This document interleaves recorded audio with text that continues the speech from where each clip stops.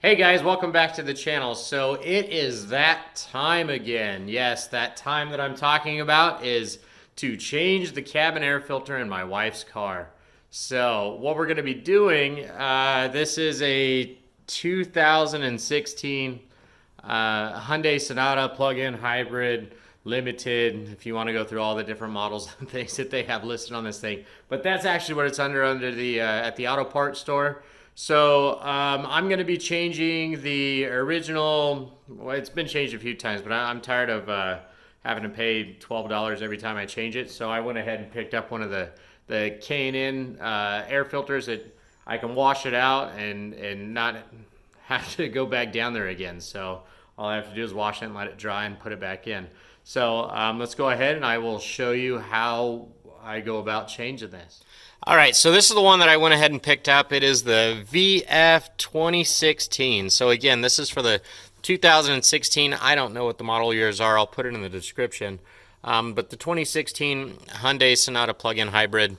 This is the limited model. I doubt that has anything to do with it. So the first thing that you're going to want to do is open up the glove box here and remove all this stuff that's in here.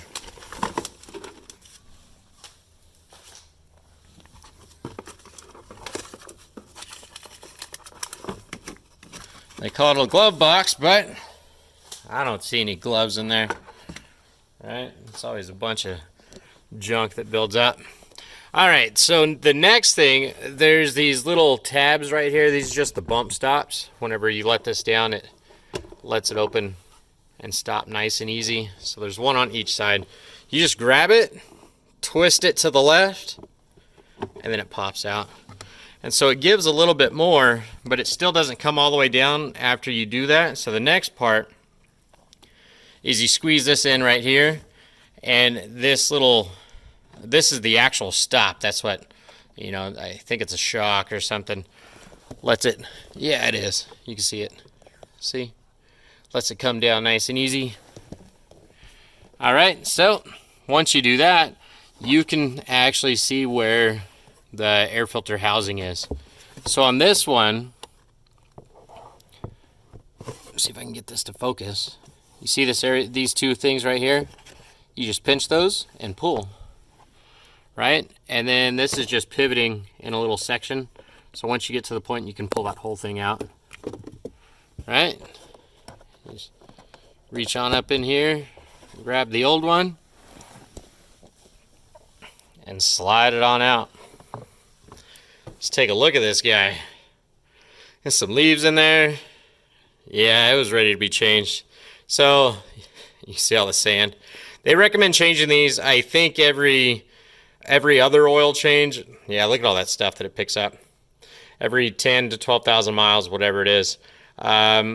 This one here, they will actually, start to make your air smell and all that different stuff. So let's go ahead now. We're going to open this one up. So this is the new one. Got to open up the packaging here. All right.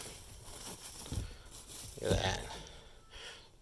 See if it has an airflow indicator.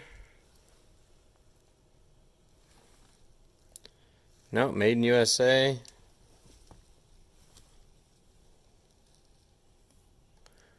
All right, so I don't see any airflow indicators, so that must mean that this one is omnidirectional, which means I can put it in any direction that I like. So it will actually only go in one way. Okay, so I just slid that in there. Cover up that light that's on my screen. So that just slides right back up in there. Okay, this is going to make your seal right here. And then it's just the reverse of taking it apart. So this goes back in that section right there, right? Now we push that locks in. All right, let's go ahead while this is just hanging out.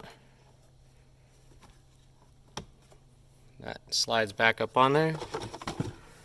Then we got to put our bump stops back in here.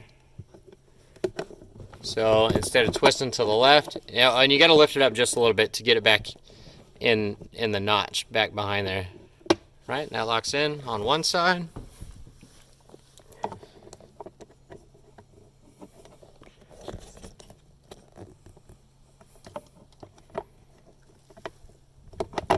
Again, lift it a little bit so it goes back in. And there you go, right? Put all the junk back in it, find some other place to store your gloves, and you are good to go. All right, one more thing. If you've watched any of my other videos, you know that I like stickers. So here they are. I'm going to put this in a place where my wife won't probably see it, and I won't get in that much trouble for putting new stickers on her car. But this is just the K&N air filter sticker that says, don't take it out, don't throw it away. I don't really know of anybody that would, but in the future, maybe we'll sell it. Maybe in for an oil change or something, and they want to go through and see if the air filter's in, or the cabin air filter's in here. So I'm going to put the sticker on there. That way they stop, they don't throw it away. So it actually fits perfect right there. So I'm going to go ahead and stick this down in there. And they always give you these so that some unknowing mechanic doesn't go in and toss something. But if they threw away one of those, they probably shouldn't be working on your car.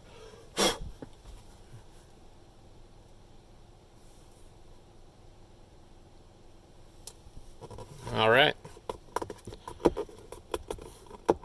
So that's it for this install. We got our sticker installed, and as you know, with each new sticker that you put on your car is an extra 30 horsepower. So we should be good to go. We'll be rocking and rolling. I hope you guys enjoyed it. So that's it, ladies and gentlemen. That's all there is to it on this 2016 Hyundai Sonata cabin air filter change. If you have any questions, put them in the comments. I'll try to get to those as quick as I can.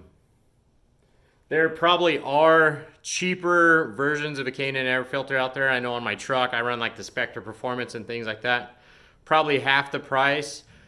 This is just what they had available at my auto parts store when I was there. They had one of these in stock. I went there to get one of the cheap ones, and it was, I want to say it was $45 after everything was done. So it'll pay for itself in the next 4 cabin air filter changes, and I'm hoping that it performs a little better. I don't know. I really don't know what performance that you can get extra from a cabin air filter. But if I do find one, I'll let you know.